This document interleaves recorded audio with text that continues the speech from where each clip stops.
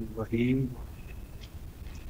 अल्हम्दुलिल्लाहि वकफ़ा वस्सलातु वस्सलामु अला इबादिहिल्लज़ीना इस्तफ़ा अम्मा बअद फ़अऊज़ु बिल्लाहि अस्समीइल अलीम मिनश्शैतानिर रजीम बिस्मिल्लाहिर्रहमानिर्रहीम।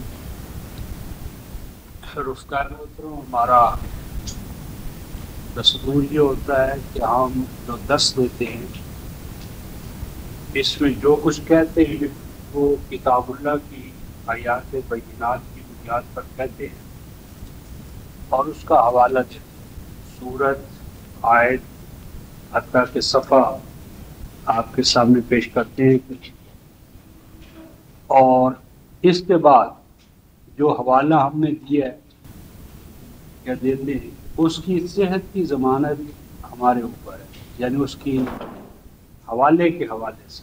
बाकी ये है कि किताबुल्लाह कुरान पाक सिर्फ हमारी किताब नहीं है, ये हर मुसलमान की बल्कि हर इंसान की किताब हिदायत है। तो जो हवाला हमने पेश किया है अपने दावे के लिए, मौक़िफ़ के लिए, उसका जो अरेबिक टेक्स्ट है वो असल हुज्जत है। हो सकता है कि जो तर्जुमा हम कर रहे हैं उससे आपका इत्तेफाक ना हो सकता है उस पर बहस हो सकती है, बात हो सकती है, आपका उस तर्जुमे से इत्तेफाक नहीं है, किसी तर्जुमे से इत्तेफाक होगा, और असल हुज्जत तो तर्जुमा है ही नहीं। असल जो हुज्जत है वो तो अल्लाह की किताब और उसके अरबी अल्फाज है। कुरान जो है वो अरबियम मुबीन वाला कुरान है, तराजम कुरान नहीं है। तराजम मफाहीम मतालब वो इंसानी है, वो मेरे और आपके अखज़ करदा है, यानी तर्जुमों में, मफ़हूमों में, मतालिब में मेरा आपका इख्तलाफ हो सकता है, लेकिन जो अरबी अल्फाज हैं वो असल, वो मुहकम है, उनकी असास पर हम बात करते हैं। तो यानी मतलब ये कि हवाला कुरान का होगा सूरत और आयत के हवाले से, और जो कुछ हम कहेंगे वो हमारा नहीं है, वो अल्लाह का बयान करता होगा, और बहैसियत मुस्लिम वो हमारा ईमान होना चाहिए उस पर। हाँ, तर्जुमे की हद तक, मफ़हूम बताने की हद तक मेरा आपका इख्तिलाफ हो सकता है। तो जिस तर्जुमे पर आपका इत्तेफाक हो उसको आप दे लें, लेकिन किताबुल्लाह की पेश करदा जो हकीकतें हैं उनको बहैसियत मोमिन हमें इंतहाई काबिल तवज्जो समझना चाहिए, क्योंकि कुफ्र और ईमान का दारो मदार और नजात व सआदत का दारो मदार तमाम तर अल्लाह ताला की आयात बैनात की बुनियाद पर है, और यही मीज़ान है। आखिरत में आपने सुना होगा कि हमारे आमाल को तोला जाएगा, तो किस बुनियाद पर तोला जाएगा? वो मेरे और आपके आमाल जो क़यामत में तुलने हैं उसके लिए मीज़ान यही अल्लाह की किताब है। हर दौर में जो अल्लाह ने कलाम नाज़िल फरमाया वो उम्मतों के लिए मीज़ान समावी है, उसी के मुताबिक उनके आमाल तोले जाएंगे और उसी की बुनियाद पर उनके नाकाम या कामयाब होने का फैसला होगा। ये तो एक बुनियादी बात है। इसके बाद पिछले दिनों बहुत शद्दोमत से ये बात कही गई, और ख़ास तौर पर जिन दोस्तों ने पर्चा पढ़ा उनके टेलीफोन आए कि जी आप कहना क्या चाहते हैं, आप कहना क्या चाहते हैं। तो पर्चा सारा पढ़ लिया, लेकिन अभी पता ना चल सका कि हम कहना क्या चाहते हैं। हो सकता है हमारे बयान ही में कोताही हो, और अल्लाह तबारक व तआला से दुआ है कि उस कोताही को दूर करने की तौफीक इनायत फरमाएं। तो आज का ये दर्स रुख़्तार मोहतरम इस हवाले से है कि हम क्या चाहते हैं, हम क्या चाहते हैं, हमारी दावत क्या है, हमारा नुक्ता नज़र क्या है, या इस उम्मत में हम कौन सा फ़िक्र है जिसे परवान चढ़ाना चाहते हैं। तो इसमें रुफ़्कार मोहतरम हम 63 सफ़े पर, जो हमारे सामने कुरान हकीम है, 63 सफ़े पर आखिरी सतर है जहाँ से हम शुरू कर रहे हैं। 63 सफ़ा आखिरी सतर, और आखिरी सतर में भी आखिरी अल्फाज बिस्मिल्लाहिर्रहमानिर्रहीम अलम तरा इलल लज़ीना, यहाँ से हम शुरू कर रहे हैं। بسم اللہ الرحمن الرحیم. الم تر الی الذین اوتوا نصیبا من الکتاب یدعون الی کتاب اللہ لیحکم بینہم ثم یتولی فریق منہم وہم معرضون ذالک بانہم قالوا لن تمسنا النار الا ایام معدودات وغرهم فی دینہم ما كانوا یفترون. صدق اللہ مولانا العظیم وبلغنا رسولنا النبی الکریم ونحن على ذلك من الشاہدین الشاکرین والحمد للہ رب العالمین. ارشاد ہوا رفقائے محترم عالم ترا، آ جو ہے یہ حمزہ استفہام ہے، اس کا معنی ہے کیا. آ اس کا معنی ہے کیا. لم ترا، لم جو ہے یہ عربی زبان میں حروف جازمہ میں سے ہے، فعل مضارع پر داخل ہوتا ہے اور اس کے آخر کی رفع جو ہے ضمہ جو ہے اسے جزم میں تبدیل کرتا ہے. یہ تو اس کا ظاہری اثر ہے، اور معنوی حوالے سے یہ فعل مضارع کو ماضی کے معنی میں تبدیل کرتا ہے، اور ماضی کے اندر بھی تاکید کا مفہوم پیدا ہو جاتا ہے. یعنی ہم نے کہنا ہو کہ وہ ہرگز نہیں گیا، اس نے ہرگز نہیں کھایا، تو یہ مفہوم جو ہے ہرگز اس نے ایسا نہیں کیا، یہ لم کے ذریعے فعل مضارع پر ہم لم داخل کریں گے. لم یاکل، لم یذهب، لم یأتی، وہ آیا نہیں، اس نے کھایا نہیں، اس نے پیا نہیں. تو کیا ہوا؟ علم ترا، اور ترا جو ہے یہ رعا یرعا، اس کا معنی دیکھنا، رائے رکھنا، کسی چیز پہ غور و خوض کرنا. تو علم ترا کا معنی ہوا کہ، اور علم ترا مفرد کا صیغہ ہے، واحد مخاطب. اس کا معنی ہم میں سے ہر ایک کو اللہ تبارک و تعالی ارشاد فرما رہے ہیں علم ترا، کہ اے مومن، اے ہمارے مخاطب، کیا تو نے غور نہیں کیا؟ کیا تو نے کبھی سوچا نہیں؟ یعنی یہ غور کرنے کی بات تھی، یہ سوچنے کی بات تھی، یہ بڑی اہم بات تھی. کیا اس اہم بات پر تو نے اب تک غور نہیں کیا، سوچا نہیں، اس کو غور و فکر کا تو نے موضوع نہیں بنایا؟ وہ کیا بات ہے رفقائے محترم کہ جس پہ غور و خوض ہونا چاہیے تھا؟ وہ بات یہ ہے اِلَّا الَّذِينَ أُوتُوا نَصِيبًا مِنَ الْكِتَابِ. جس چیز پر آپ کو غور کرنا چاہیے تھا وہ یہ کہ کیا غور نہیں کیا آپ نے ان لوگوں کے بارے میں، ان گروہوں کے بارے میں، ان افراد کے بارے میں. کون سے افراد رفقائے محترم؟ اوتو نصیبا من الکتاب. اوتو یہ فعل مجہول ہے، فعل ماضی، جو دیے گئے، جو دیے گئے. کیا دیے گئے؟ نصیبا من الکتاب. نصیب کا معنی ہوتا ہے پارٹس، پورشن، حصہ. کہ وہ الکتاب کا، کتاب سماوی کا، ان کو کوئی ایک ایک حصہ ملا. یعنی اللہ کی کتاب حصوں بخروں میں تقسیم ہو گئی، اور حصوں بخروں میں تقسیم ہو جانے کے بعد اب ہر فرقے کے بعد، ہر فرقے کے پاس، ہر گروہ کے پاس قرآن کا یا کتاب کا کوئی ایک ایک حصہ ہے. وہ اس حصے پر، اس پورشن پر، اس پارٹ پر یا اس حصے پر وہ ریجے ہوئے، اسی کو انہوں نے کل کتاب بنا لی ہے. تو یعنی یہاں کچھ ایسے لوگ ہیں رفقائے محترم زیر بحث کہ جنہوں نے کتاب کا بٹوارا کر لیا، کتاب سماوی کو حصوں بخروں میں تقسیم کر لیا. اور جب حصوں بخروں میں وہ کتاب تقسیم ہو گئی تو ہر گروہ جو ہے وہ اپنے اپنے حصے پر ریچ گیا. اور یہی رفقائے محترم آج ہماری حالت ہے. امت مسلمہ بھی آج اسی مقام پر ہے کہ کتاب الہی تو بہت اونچی رکھ دی گئی ہے، غلافوں میں بند کر کے، ریشمی غلافوں میں بند کر کے، اور انسانوں کے لکھے ہوئے کلام، روایتیں، قصے، کہانیاں، وہ دین، مرجع اور سند اور اتھارٹی بن گئے. اب ایسے حالات میں کیا کرنا چاہیے؟ کیا کسی آنے والے کا انتظار کریں، یا کسی موجود کی جا کر بیعت کریں، اسے امام زمان مانیں؟ کیا کریں؟ ایسے حالات اگر امتوں میں یا امت مسلمہ میں آپ میں اور میرے اندر پیدا ہو جائیں تو ہمیں کیا کرنا چاہیے؟ رحمان ارشاد فرماتے ہیں یدعون الی کتاب اللہ، کہ اس سچویشن میں، صورت احوال میں اس کا سلوشن کیا ہے، حل کیا ہے؟ یدعون، کہ ان کو دعوت دی جائے. یعنی یہ کیس جو ہے یہ دعوت کا ہے، جہاد کا نہیں، قتال کا نہیں، مار دھار کا نہیں، گولی اور گالی کی سیاست کرنے کا نہیں. یہ کیس کیا ہے، یہ سچویشن کیسے تبدیل ہوگی؟ یدعون، پہلی بات ہے کہ دعوت دی جائے، اور یدعون پھر فعل مجہول ہے، پیسو وائس ہے.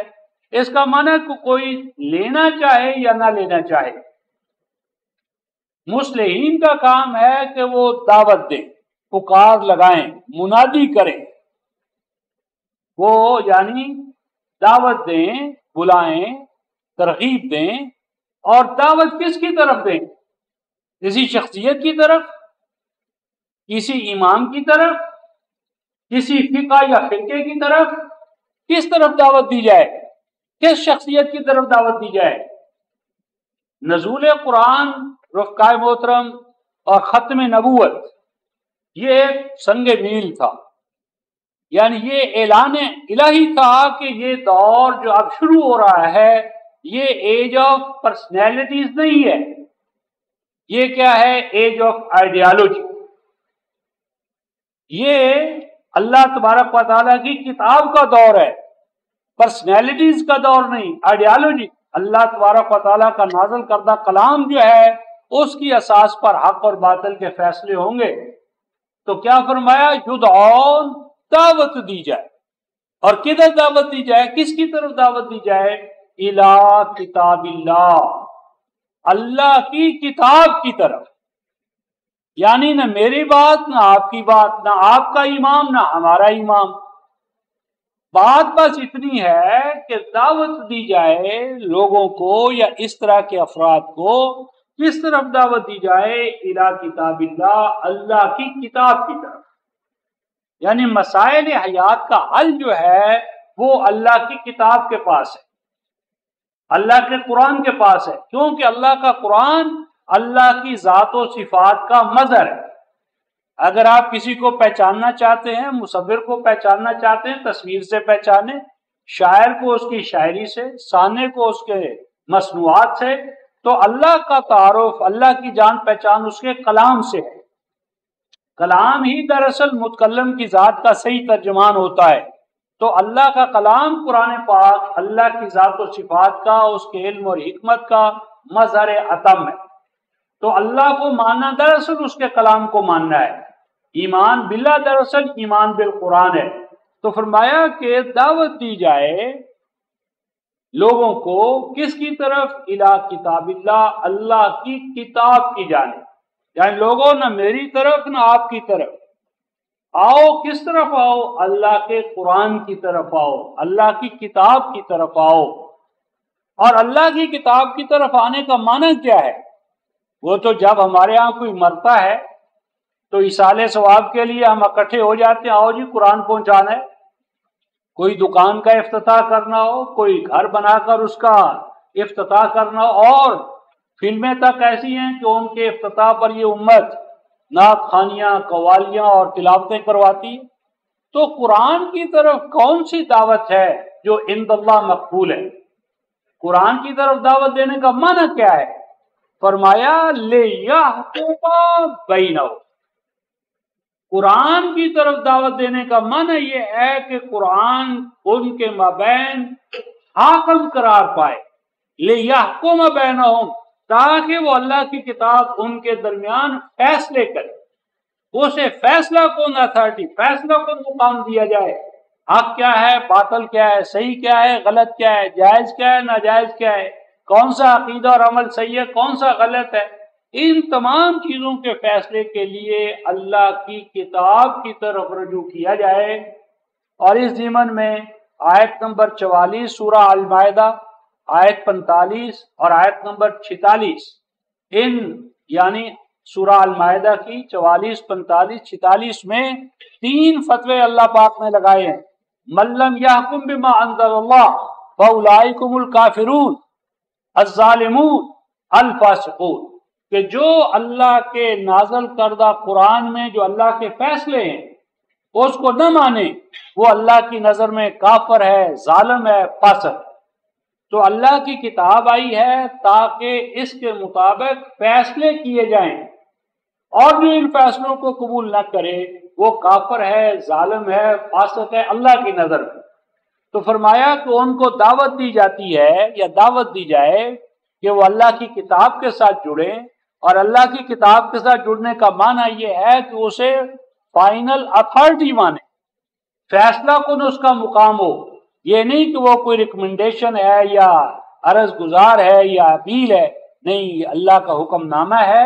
ذالک حکم اللہ انزلہ الیکم، اور اس حکم نامے کو ماننے پر کفر یا ایمان کا دار و مدار ہے. تو تاکہ وہ اللہ کی کتاب ان کے مابین فیصلے کرے. پھر کیا ہوتا ہے اس کا رد عمل، ریئیکشن، نتیجہ کیا نکلتا ہے؟ فرمایا ثم یتولی فریق منہم وہم معرضون. فرمایا کہ جب یہ خالص کتاب الہی کی اتباع کی دعوت دی جاتی ہے تو ثم، آفٹر دین، اس کے بعد ہوتا کیا ہے؟ ثم یتولی، تولا کا معنی ہوتا ہے بیک آؤٹ ہو جانا، کنی کترانا، پیٹھ دکھا کر بھاگ جانا. اس دعوت کو سن کر پیٹھ دکھا کر بھاگ جاتا ہے، آگے نہیں بڑھتا، ایکسپٹ نہیں کرتا. کون ایکسپٹ نہیں کرتا؟ فریق منہم، جو امتوں میں فرقے باز ہیں، امتوں میں جو تفرقہ چاہتے ہیں، جو اپنی اپنی دکانیں چمکانا چاہتے ہیں، اپنے مفادات کی آبیاری جو کرنا چاہتے ہیں، فرقہ باز، فرقہ پرست، فرقہ نواز قائدین، پیشوا، یہ ہیں وہ جو اللہ کی کتاب کی حاکمیت کے راستے میں سب سے بڑی رکاوٹ ہے، سنگ گراں کی طور پر حائل ہے. اور اللہ پاک کی ارشاد فرماتے ہیں وَهُمْ مُعْرِضُونَ، مسلسل و پہم تم انہیں دعوت دو، لیکن ان کی مفاد پرستی کا تقاضا یہی ہے کہ یہ اللہ کی کتاب کے پاس نہیں آئیں گے، اس کی امامت و پیشوائیت میں نہیں چلیں گے، کیونکہ مفاد پرستیاں چھوڑنی پڑتی ہیں. اللہ کی کتاب کے ساتھ مساوات کے نتیجے میں یعنی سب کے مابین مساوات کرنا پڑتی ہے، ایکویلٹی، جسٹس، اخوت. تو وہ بڑے پن کا جو مزاج ہے وہ رکاوٹ بنتا ہے. اور ایک اور سبب ہے کتاب الہی کی طرف آنے کی اس امت کو کیوں ضرورت محسوس نہیں ہوتی؟ اس لیے ذالک بانہم قالوا، اس کتاب الہی کے ساتھ حاکمانہ حیثیت میں نہ جڑنے کا ایک سبب یہ ہے، اس وقت یہ یہود میں تھا جو مغضوب تھے، اور آج یہ آپ کے اور میرے اندر ہے. اس امت مسلمہ میں یہ ذہنیت ہے. کیا ہے؟ وہ یہود اس وقت یہ کہتے تھے لَن تَمَسَّنَا النَّارُ إِلَّا أَيَّامًا مَّعْدُودَاتٍ، ہرگز ہرگز نہ چھوئے گی ہمیں آگ مگر کچھ دن. یعنی اس یہود امت نے یہ عقیدہ بنا لیا تھا کہ ہمارے اوپر جہنم کی آگ حرام ہے. اول تو ہم نے جہنم میں جانا نہیں، لاکھ جو عقائد ہو، اعمال ہو، ظلم ہو، زیادتی ہو، کچھ بھی ہو، لیکن ہم نے تو جہنم میں جانا نہیں. اور یہی میرا اور آپ کا عام لوگوں نے، بھئی امت مرحومہ ہے، یہ امت تو بخشی ہوئی ہے، اول تو جہنم میں جانا نہیں، اور اگر چلے بھی گئے تو ایام معدودات، کچھ چند دنوں کی بات ہوگی، کچھ وقت کی بات ہے، پھر نبی پاک صلی اللہ علیہ وسلم سجدے میں سر رکھ دیں گے، اور جب تک تمام امت اور اس کا بچہ بچہ بخشا نہیں دیا جائے گا وہ ساری نہیں اٹھائیں گے سجدے سے. یہی ذہنیت یہود کی تھی. یہود و نصارہ کی تباہی کا سبب بھی یہی تھا، اور وہی آج ہمارا عقیدہ ہے. ایام معدودات، کچھ گنے چنے محدود سا وقت ہوگا، محدود سے دن ہوں گے، اللہ اللہ خیر صلی اللہ. ہم نے کوئی ہمیشہ کے لیے جہنم میں تھوڑا جانا ہے. اللہ پاک ارشاد فرماتے ہیں وغرہم فی دینہم ما کانوا یفترون، غرہ دھوکے میں مبتلا کر دیا ان کو، غرہ دھوکے میں مبتلا کر دیا ان کو، کس چیز نے؟ ما کانوا یفترون، فیبریکیشن، فیبریکیٹڈ ریلیجن، خود ساختہ جو ان کا دین ہے، مذہب ہے، آرزویں تمنائیں ہیں، مذہبی پیشوائیت نے جو ان کے اندر جھوٹی خواہشات پیدا کر دی ہیں، وہ چیزیں ہیں جنہوں نے ان کا بیڑا غرق کر دیا، اور کلام الہی کے ساتھ اتباع کا تعلق جو ہے وہ ختم ہو گیا۔ قرآن پر چلنے کی کیا ضرورت ہے؟ اس جدوجہد میں اپنے آپ کو لگانے کی کیا ضرورت ہے جب اس کے بغیر ہی آپ بخشے ہوئے؟ دنیا جہان کا ظلم کریں، آپ بخشے ہوئے ہیں، غلط سے غلط ہو جائیں، کہیں پیر آ جائیں گے، کہیں دستگیر آ جائیں گے، کہیں فلاں آ جائے گا، ان کا جھنڈا ہوگا اور سیدھا ہمیں جنت میں لے جائیں گے۔ تو جب یہ عقیدہ بن جائے تو پھر کتاب پر، قانون پر، شریعہ پر چلنا، جدوجہد کرنا، محنت کرنا، خواہشات پر پابندیاں لگانا، دن رات قربانیاں دینا، ان کی ضرورت ہی کیا ہے؟ یہ ہے وہ اساس کہ جو غلط تصور نجات ہے وہ ہے اصل گمراہی کا ذریعہ۔ تو ان یعنی آیات سے یا اس مقام سے پتہ چلا رفقائے محترم کہ امت کا مسئلہ دعوت کا ہے، اور دعوت سے مراد دعوت کتاب اللہ ہے، اور کتاب اللہ کی دعوت کا معنی اس کو حاکم قرار دینا ہے، اور اس حاکمیت کے راستے میں رکاوٹ ہے مذہبی پیشوائیت، اور مذہبی پیشوائیت نے عوام الناس کا جو یہ ذہن بنا دیا ہے کہ تم تو بخشے ہوئے ہو، نجات یافتہ ہو، امت مرحومہ ہو، پریشان ہونے کی ضرورت نہیں ہے، بخشش تو خود بخود تمہاری ہو ہی جائے گی۔ یہ ان آیات کا، الفاظ الہی کا تقاضا تھا۔ اب ہم یہ دیکھتے ہیں رفقائے محترم کہ کچھ لوگوں کا خیال ہے کہ وہ اہل سنت والجماعت ہیں، اور اہل سنت والجماعت ہی دراصل نجات یافتہ ہوں گے۔ آئیے ہم دیکھیں رفقائے محترم کہ اول دعوت کو پیش کرنے کا انداز کیا ہونا چاہیے۔ نمبر دو، اہل سنت والجماعت کون ہیں؟ اہل سنت نبی پاک صلی اللہ علیہ وسلم کی سنت اور طور طریقے پر چلنے والے، اور والجماعت سے مراد ہے جماعت صحابہ۔ اللہ کے رسول کی سنت، طور طریقے کیا تھے، آپ کا راستہ کیا تھا، کس راستے پر آپ چلے، اور صحابہ کے طور طریقے اور راستہ کیا تھا، اور دعوت کو پیش کرنے کا انداز کیا ہونا چاہیے۔ اس ضمن میں رفقائے محترم سورہ یوسف آیت 108، سورہ یوسف 12ویں سورہ رفقائے محترم، 12ویں سورہ آیت 108، 297 صفحے پر، آیت تو 298 پر ہے، 298 پر پہلی سطر میں رفقائے محترم آیت 106 میں ایک بڑی بنیادی حقیقت قرآن بیان کر رہا ہے، اس کو بھی دیکھیں۔ آیت 108 سے پہلے آیت 106 صفحہ 298 پہلی سطر، وما، پیچھے دو لفظ ہیں، وما یؤمن اکثرهم باللہ الا وهم مشرکون۔ اندازہ فرمائیں قرآن کیا کہہ رہا ہے، نہیں ایمان رکھتے ان میں سے اکثر اللہ پر، یعنی ان میں اکثریت کا یہ حال ہے کہ وہ اللہ پر ایمان رکھتی ہے، اور اس کے بعد کیا فرمایا، وَهُمْ مُشْرِكُونَ، وہ اللہ پر ایمان رکھنے کے باوجود مشرک ہے۔ یہ جو ہمارا تصور ہے جی کہ مشرک اللہ پر ایمان نہیں رکھتے، یہ 100% باطل ہے۔ قرآن یہ کہتا ہے کہ دنیا میں اکثریت ایسے مومنوں کی ملے گی جو مومن ہونے کے باوجود مشرک ہے، دعویٰ ایمان کا ہے اور دعویٰ ایمان کے باوجود مشرک ہے۔ بس وہ اللہ پر ایمان جو شرک کے ساتھ ہو رفقائے محترم، وہ نجات کا باعث نہیں بنے گا۔ ان اللہ لا یغفر ان یشرک بہ ویغفر ما دون ذلک لمن یشاء، شرک کے ساتھ اللہ پاک کے ہاں نجات نہیں ہے۔ تو تو یہ تو پہلی بات ہوئی کہ دنیا کی اکثریت ایسے مومنین کی ہے جو ایمان باللہ کے باوجود مشرک ہیں۔ ابھی ہم دیکھیں گے رفقائے محترم کہ مشرک کون ہوتے ہیں تاکہ مزید اپنے بارے میں جج کر سکیں۔ تو اب ہم تیسری سطر لے رہے ہیں 298 صفحے پر آیت 108۔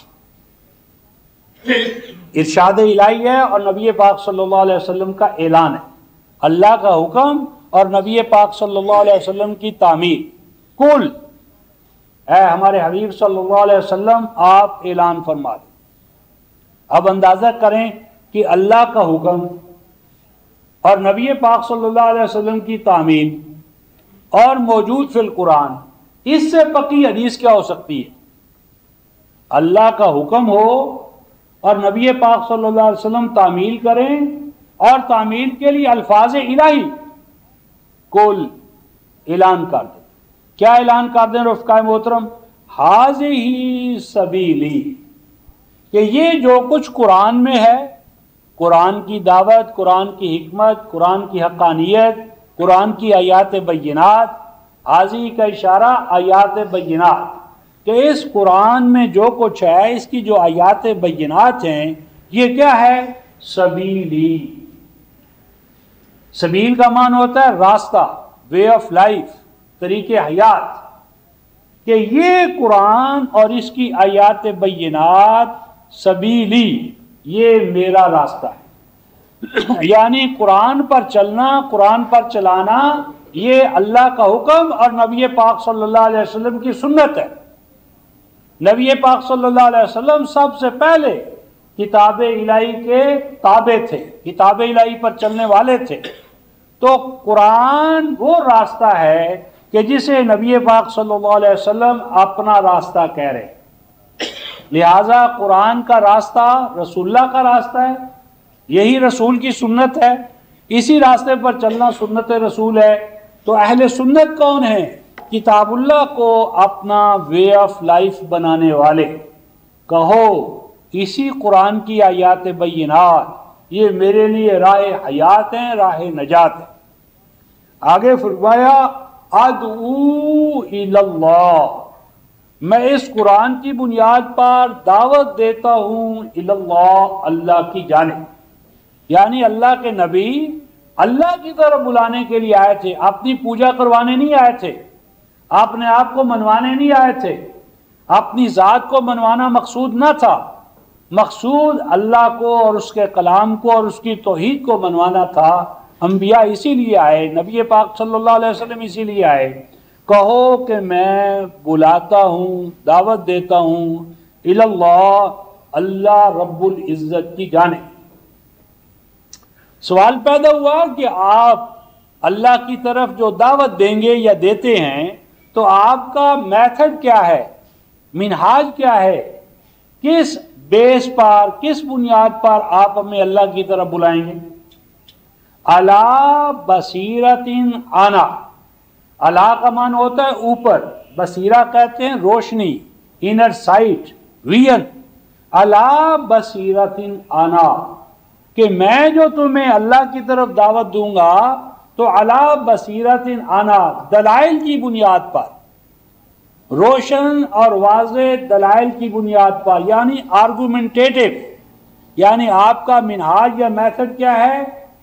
یعنی ریزن کی بنیاد پر، آرگومنٹ کی بنیاد پر، دلیل کی بنیاد پر، اس کی وائی آف اٹ بتا کر، علی بصیرۃ انا، میں ہوں اس دعوت الی اللہ کے موقف، مسلک اور اس منہاج میں کیا؟ روشنی پر قائم۔ یعنی میں کوئی باپ دادا سے سن کر اندھی تقلید کے طور پر، کسی کے مقلد کے طور پر میں اللہ کی طرف دعوت نہیں دیتا، دعوت دیتا ہوں دو اور دو چار دلائل و بینات کی بنیاد پر۔ اب آپ ذہن میں لاتے ہیں، آتا ہے ذہن میں کہ بھئی آپ تو خاتم النبیین ہیں، محبوب رب العالمین ہیں، اولین و آخرین کے امام ہیں، اور آپ پر قرآن نازل ہوا ہے۔ اب آپ تو دلائل و بینات کی بنیاد پر بات کر سکتے ہیں، کرنا چاہیے، آپ کا سٹیٹس اور منصب ہے، لیکن ہم کہاں جائیں؟ آپ کے فالوورز کا کیا مقام ہے، آپ کے فالوورز کون ہیں؟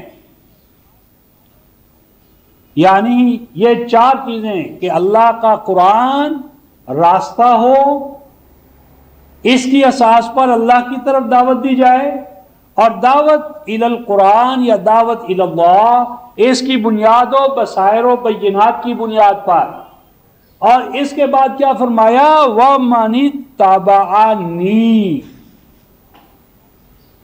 اور وہ بھی یہی کام کریں گے، ان کی بھی یہی پہچان ہے، وہ بھی دلائل و بینات کے موقع پر قائم اور اسی کی بنیاد پر دعوت دیں گے۔ کون؟ من اتبعنی، معنی اس میں موصول ہے، اتبع یا تابع ٹو فالو، پیچھے پیچھے آنا، اور نی سے مراد نبی پاک صلی اللہ علیہ وسلم میں، اور اس میں موصول کے بعد ماضی آ رہا ہے جو دوام و استمرار کا فائدہ دیتا ہے۔ تو فرمایا پس قرآن کے راستے پر، قرآن کی بنیاد پر اللہ کی طرف دعوت دیں گے، دلائل و بینات کی بنیاد پر۔ کون؟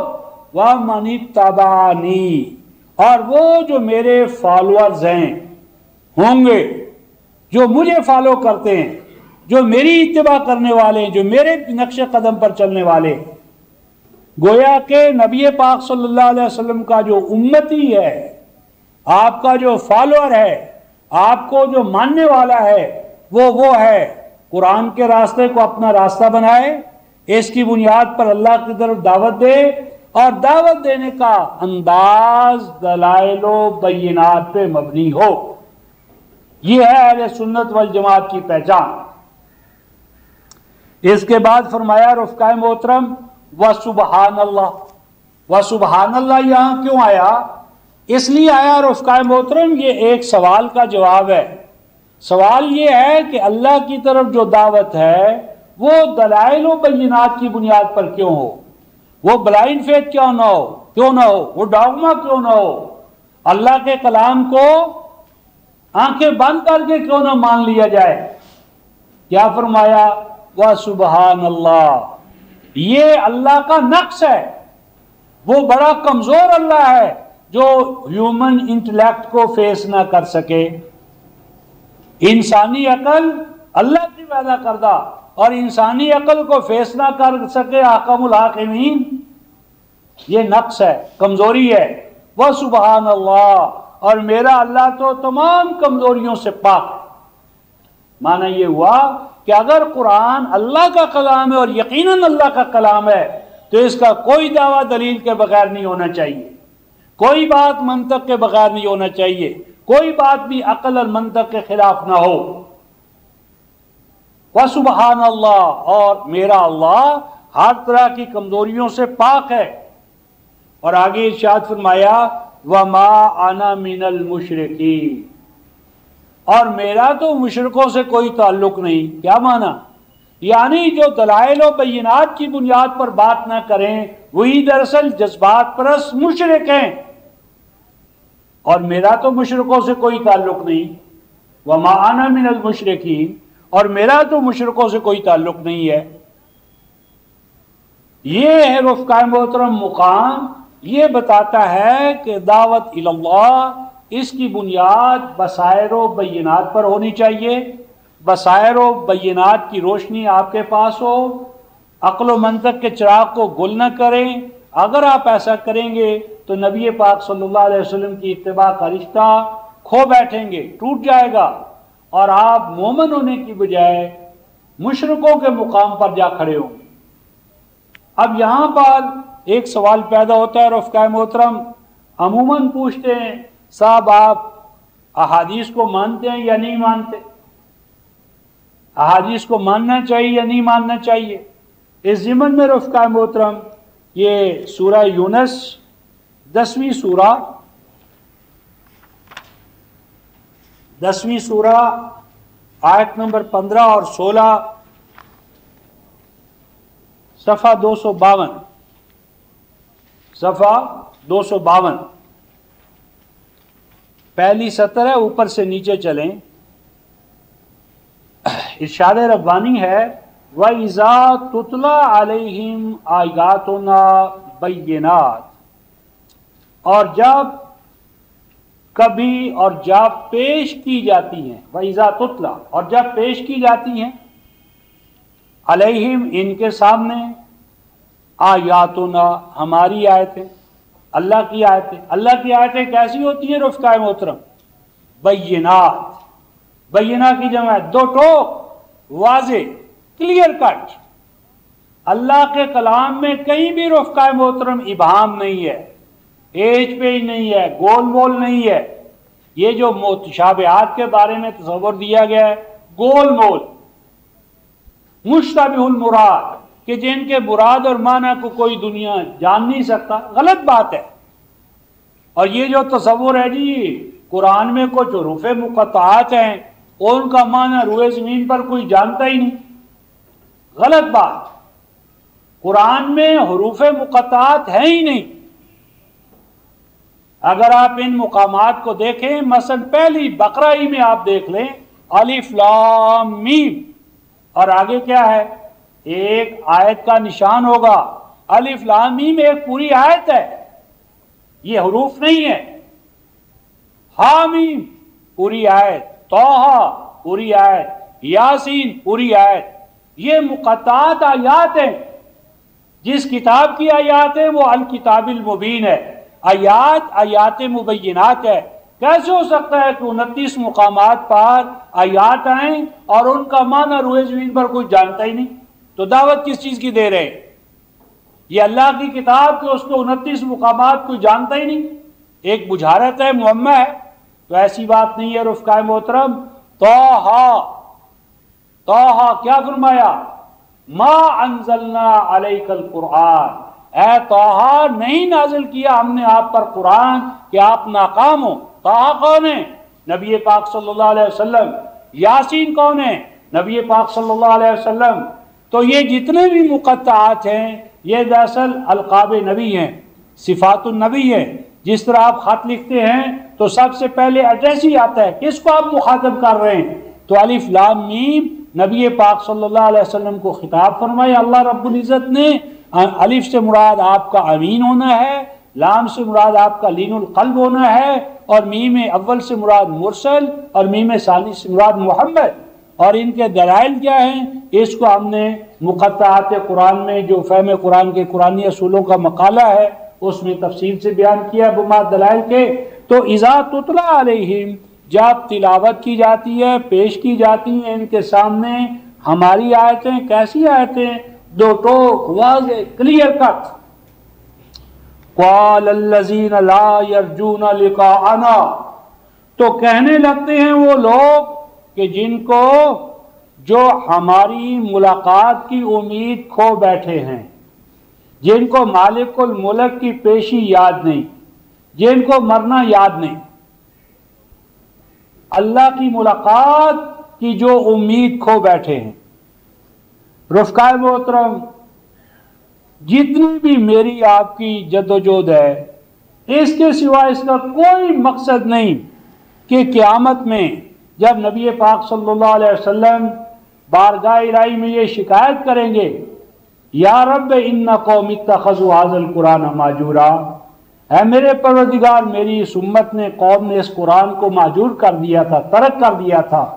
میری اس کے سوا کوئی تمنا نہیں کہ جب نبی پاک صلی اللہ علیہ وسلم یہ شکایت کریں تو میرا شمار اس زمرے میں نہ ہو۔ بس آپ کہیں کہ یہ قرآن کے خدام ہیں، اتنا مقصود ہے کہ ھذا القرآن مہجورا کی فرد جرم قیامت میں اس سے بچ جاؤں، اس کے سوا کوئی ہدف نہیں۔ جو ہونا ہے وہ اس کے لیے ہونا ہے، جو کرنا ہے اس کے لیے کرنا ہے کہ آخرت کے اس جرم سے اللہ رب العزت ہمیں بچنے اور بچانے کی توفیق عطا فرمائیں۔ تو یہ فرمایا کہ جن کو ہم سے امید نہیں رہی ملاقات کی، راستے میں چور دروازے انہیں تلاش کر لیے، وہ کہتے ہیں لاؤ ہمارے پاس کوئی قرآن۔ کیسا قرآن؟ غیر ھذا، یہ قرآن بڑا ڈاڈا قرآن ہے، مشکل ہے، یہ تو مانتا ہی نہیں، نہ کسی ولی کی نہ کسی پیشوا کی، سب کو اللہ کی کتاب کے سامنے حاضر کرتا ہے۔ تو یہ قرآن اس میں بڑا مشکل، اس قرآن کو یا تو ان ٹوٹیلٹی تبدیل کر دو، اور ان ٹوٹیلٹی نہیں تو کچھ اس میں تبدیلی کر دو، امینڈمنٹ کرو، چینجز کرو، آلٹریشن کرو، کسی نہ کسی طرح یا تو ان ٹوٹیلٹی چینج کرو، ریپلیس کرو اس قرآن کو، اور اگر نہیں کر سکتے تو اس میں کچھ چینجز لے آؤ، جس طرح آج ہم نے کیا۔ اگر روئے زمین سے رفقائے محترم کتابوں کے مجموعے ختم ہو جائیں تو آپ کا میرا دین ناقص ہے، دین نہیں چلے گا۔ اور قرآن اگر آپ کو غلاف میں بند کر کے رکھ دیا جائے تو کچھ دین پر برا اثر نہیں پڑے۔ یعنی آج ہمارا حال یہ ہے کہ قرآن روئے زمین سے مٹ جائے، میرے اور آپ کے جو اعمال ہیں، فقہ اور فرقے، ان پر کوئی اثر نہیں پڑے گا۔ لیکن اگر یہ فقہ اور فرقے ان کی کتابیں ہٹ جائیں تو دین نعوذ باللہ ناقص ہے، دین میں کچھ ہے ہی نہیں۔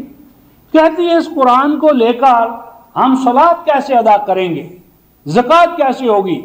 اللہ کے بندو سوچو، جس اللہ کے قرآن نے ہمیں وضو کے احکام بتائے، وضو کی تفصیلات بتائی، وضو کے یعنی جزئی احکام بتائے، وہ اللہ کا قرآن صلاۃ کی حقیقت بتانے سے قاصر ہے؟ صلاۃ کی نیچر، حقیقت، مقصود و منتہا نہ بتائے اور وضو کے احکام بتائے، وضو جو مقدمہ ہے، پریفیس ہے، اس کی تفصیلات بتائے اور صلاۃ کے بارے میں کچھ کہے ہی نہ۔ ای نمی سزد خدائے را، یہ اللہ کی شان نہیں، نہ اس کے کلام کی شان ہے۔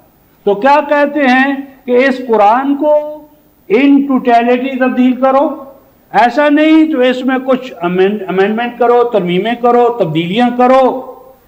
اور یہ مطالبہ کس نے کیا رفقائے محترم؟ جو اللہ سے ملاقات کی امید کھو بیٹھے ہیں، اور مطالبہ کیا انہوں نے نبی پاک صلی اللہ علیہ وسلم سے، اور نبی پاک صلی اللہ علیہ وسلم نے بحکم الہی اس کا جواب دے دیا۔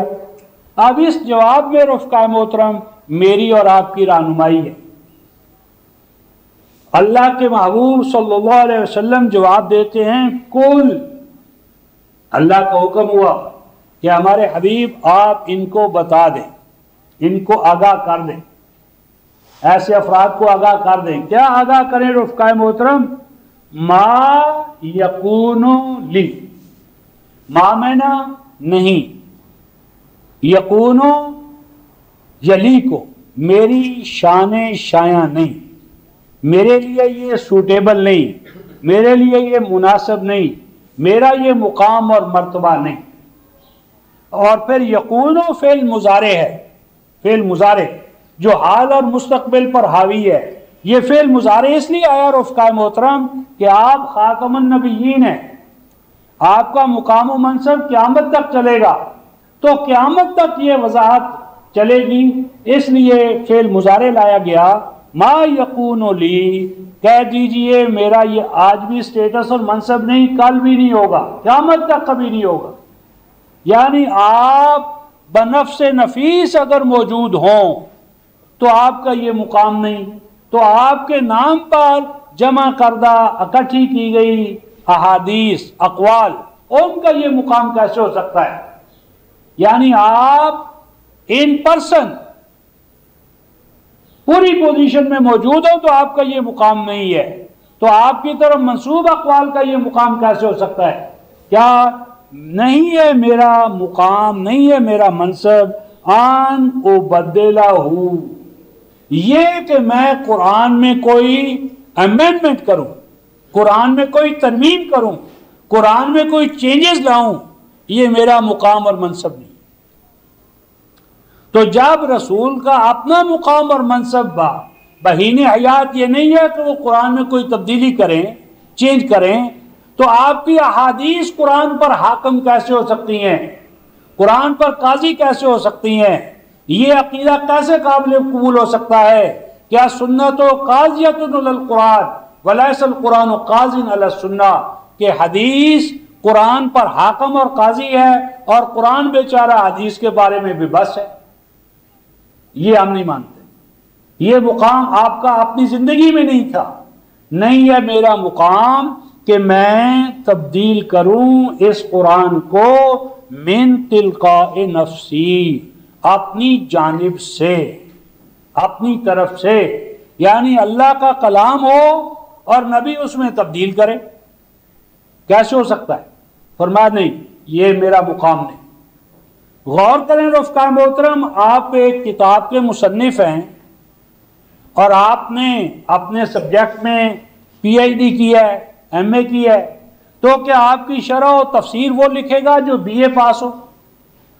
اگر آتھر بی اے ہے تو اس کی شرح و تفسیر ایف اے کرے گا؟ یہ طے شدہ بات ہے رفقائے محترم کہ شارح کو مصنف کے برابر ہونا چاہیے، بلکہ اس سے کچھ زیادہ علم اور حکمت کا حامل ہونا چاہیے۔ بس اگر قرآن کا مصنف اللہ رب العزت خود ہے تو اللہ رب العزت اگر مصنف قرآن ہے تو قرآن کا شارح کوئی انسان کیسے ہو سکتا ہے؟ قرآن کا شارح انسان کو ماننا، خواہ وہ کوئی بڑا ہی سے بڑا انسان کیوں نہ ہو، دراصل کلام الہی کو مخلوق ماننا ہے۔ تو جب انسانی دنیا میں ایسا نہیں ہو سکتا کہ مصنف سے شارح کا علم کم نہیں، تو قرآن جب اللہ کا کلام ہے تو اس کی شرح و تفسیر کرنا بھی اللہ کا اپنا مقام، ڈیوٹی اور فریضہ ہے۔ اور اللہ پاک سورہ الفرقان کی آیت نمبر 33 میں ارشاد فرماتے ہیں، لا یاتونک بمثل الا جئناک بالحق واحسن تفسیرا۔ ہم نے قرآن میں صرف قرآن ہی بیان نہیں کیا، قرآن کی بہترین تفسیر بھی خود قرآن میں موجود ہے۔ القرآن یفسر بعضہ بعضا، قرآن اپنی تفسیر کے ساتھ ہے، قرآن بغیر تفسیر کے نہیں ہے۔ تو یہ فرمایا کہ نہیں ہے میرا مقام کہ میں قرآن میں تبدیلیاں کروں، امینڈمنٹ کروں، ترمیم کروں، اور اس کے بعد یہ میرا تو مقام نہیں ہے۔ تو اب سوال پیدا ہو کہ نبی مکرم صلی اللہ علیہ وسلم آپ کا مقام ہے کیا؟ یہ تو نہیں ہے، یہ تو نیگیٹو سٹیٹمنٹ ہے، یہ نہیں، یہ نہیں، یہ نہیں۔ تو پازیٹیولی آپ ہیں کیا؟ آپ کا موقف کیا ہے؟ آپ کس مقام پر کھڑے ہیں؟ نبی پاک صلی اللہ علیہ وسلم فرمایا، ان اتبع الا ما یوحى الی۔ ان اور اللہ کا حصر ہے، اس کے سوا کوئی بات نہیں۔ ان اور اللہ کا حصر ہے، اس کے سوا کوئی بات نہیں کہ میں تو پیچھے پیچھے چلتا ہوں۔ اتباع پیچھے پیچھے چلنا، فالو کرنا، کہ میں تو پیچھے پیچھے چلتا ہوں۔ کس چیز کے پیچھے چلتے ہیں رفقائے محترم؟ ما یوحى الی، جو وحی کیا جاتا ہے میری جانب، یعنی وہی قرآن نبی پاک صلی اللہ علیہ وسلم کے لیے بھی امام ہے، وہی قرآن کے پیچھے پیچھے چلنے والے ہیں۔ اور قرآن اور وہی کیا ہے؟ 6:19 میں فرمایا، وَأُوحِيَ إِلَيَّ هَٰذَا الْقُرْآنُ، جو چیز بطور وہی مجھے عطا کی گئی ہے وہ تو اے لوگو یہ قرآن ہے۔ حدیث قرآن کے پیچھے چلنے والے ہیں تو ان کی حدیث بھی لازماً قرآن پر پرکھی جائے گی، قرآن کے ماتحت ہوگی۔ بس ہمارا عقیدہ یہ ہے رفقائے محترم، حدیث ہو، سنت ہو، تواتر ہو، اجماع ہو، تاریخ ہو، جو کچھ بھی ہو، اسے اللہ کے کلام پر پیش کرو۔ اگر وہ اللہ کے کلام کے مطابق ہے، ہم اس کی صحت و صداقت کو مانتے ہیں، اور اگر وہ اللہ کے قرآن کے خلاف ہے، بس ہم اس کی نسبت الی الرسول ہی تسلیم نہیں کرتے، چاہے جائے کہ ہم اس کا انکار کریں، ہم اس کی صحت اور سلامتی تسلیم نہیں کرتے۔ اور یہی بات ہے جو آپ نے ارشاد فرمائی، ما جاءکم انی، جو کچھ تمہیں میرے پاس سے پہنچے، میرے نام سے پہنچے، فارضوہ علی کتاب اللہ، اسے اللہ کی کتاب پر پیش کرنا۔ فإن واقفہ، اگر وہ اللہ کی کتاب کے مطابق ہو، فقد قلتہ، وہ میرا قول ہوگا۔ فإن خالفہ، اگر میرے نام پر کوئی حدیث یا قول آئے اور وہ خلاف قرآن ہے، فما قلتہ ابدا، وہ بات یقیناً میں نے نہیں کہی۔ تو قول رسول کی پہچان قول الہی ہے۔ اگر وہ قول قرآن کے مطابق ہے، آمنا و صدقنا، اور اگر اس کے خلاف ہے تو اس کی نسبت الی الرسول باطل ہے۔ اور آگے ارشاد فرمایا رفقائے محترم، انی اخاف ان عصیت ربی عذاب یوم عظیم، اگر میں بھی قرآن کے خلاف چلوں، قرآن کی خلاف ورزی کروں، تو بڑے دن کی پکڑ سے مجھے کون بچائے گا؟ بڑے دن کا عذاب، اس سے مجھے کون سی چیز محفوظ رکھے گی؟ یعنی نبی پاک صلی اللہ علیہ وسلم بھی اگر بفرض محال قرآن کے خلاف چلیں، ان کے لیے بھی پناہ گاہ نہیں ہے، ان کے لیے بھی تحفظ کی ضمانت نہیں ہے۔ تو اگر آپ اور ہم چلیں تو ہمیں کیا ہوگا؟ ہم کیسے محفوظ رہیں گے؟ کہتے ہیں جی آخر اولین و آخرین کے نبی ہیں، بخشائی لیں گے، گرے پڑے ہم ہیں، ہمیں اٹھا ہی لیں گے، کیوں آپ ہمیں مایوس کرتے ہیں؟ کوئی نہ کوئی صورت پیدا ہو ہی جائے گی۔ تو یہ جو کوئی نہ کوئی صورت پیدا ہو ہی جائے گی رفقائے محترم، اس کے بارے میں بھی اللہ کے قرآن سے بات پوچھتے جائیں۔ 169 صفحہ 169 سورہ الانعام، 169 نیچے سے دوسری سطر، قد جاءکم بصائر من ربکم، بلا شبہ پہنچ گئے، قد جاءکم پہنچا دیے گئے تمہیں، کیا؟ بصائر من ربکم، روشنیاں، لائٹس، سرچ لائٹ، روشنیاں پہنچا دی گئیں تمہیں تمہارے رب کی جانب سے۔ یہ روشنیاں کیا ہیں؟ روشن روشن آیات بینات، آیات قرآن، آیات قرآن روشنیوں کی شکل میں تمہیں پہنچا دی گئی۔ اور آگے کیا فرمایا رفقائے محترم؟ فمن ابصر فلنفسہ، پس جو کوئی قرآن کی اس روشنی سے یا روشنیوں سے اپنے دل دماغ کو منور کر لے گا، ابصرہ، جو قرآن کی روشنی اپنے اندر اتار لے گا، فلنفسہ، تو اس کا فائدہ اس کی اپنی ذات کو ہوگا۔ اور فرمایا ومن عامیہ، اور اگر کوئی قرآن آ جانے کے بعد اندھا بن گیا، اندھا بنا رہا، اس سے روشنی حاصل نہ کی، قرآن سے عقیدہ اور عمل نہ لیا، منہ موڑے ہوئے، غلاف میں بند کر کے رکھا ہوا ہے، تو اگر کسی نے اپنے لیے اندھا پن قبول کر لیا اور قرآن کی روشنی سے قلب اور قالب کو منور نہ کیا، تو کیا ہوگا؟ فَعَلَيْهَا، تو اس کا اسے نقصان ہوگا، وہ کھاڈر کھائیوں میں گرے گا، اور جب وہ کھاڈر کھائیوں میں گرے گا تو اے اللہ کے پاک نبی، آپ اسے اٹھا لیں گے، آپ اس کو بچا لیں گے، آپ آئیں گے اس کو بچانے کے لیے؟ کیا فرمایا؟ وَمَا أَنَا عَلَيْكُمْ بِحَفِيظ، اور نہیں ہوں میں تم جیسوں کی حفاظت کرنے والا، میں حفاظت نہیں کر سکتا تمہاری حفاظت اللہ کے قرآن سے ہوگی، اللہ کا قانون تمہیں بچائے گا۔ اور اگر اللہ کے قرآن سے منہ موڑ کر غلافوں میں بند کر کے اپنے لیے اندھا پن لوگے تو وما انا علیکم بحفیظ، نہیں ہوں میں تمہاری حفاظت کر سکنے والا۔ اب یہ جو اندھا پن ہے رفقائے محترم، یہ افراد کو، اقوام کو کہاں پہنچائے گا؟ آئیے اس کا ایک نقشہ دیکھتے ہیں۔ سورہ طٰہٰ